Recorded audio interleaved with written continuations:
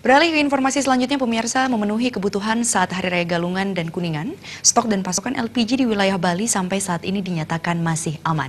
Bahkan pihak Pertamina akan menambahkan pasokan, terutama LPG 3 kg sebanyak 85% dari rata-rata pasokan hari biasa.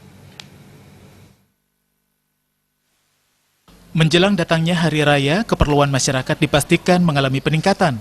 Begitu pula momen Hari Raya Galungan dan Kuningan yang akan dirayakan oleh umat Hindu mulai 1 November mendatang. Tak hanya kebutuhan sarana upakara, keperluan terhadap LPG juga diprediksi meningkat. Sampai saat ini pihak Pertamina memastikan stok dan pasokan LPG di seluruh wilayah Bali masih aman.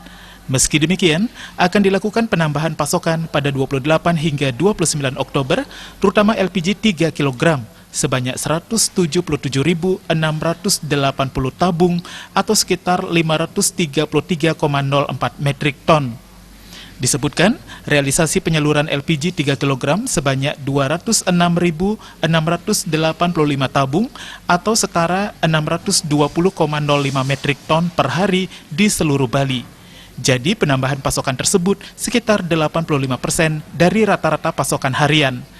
Dengan adanya penambahan pasokan LPG 3 kg, diharapkan masyarakat tidak merasa khawatir terhadap kemungkinan kehabisan stok di pasaran atau kenaikan harga.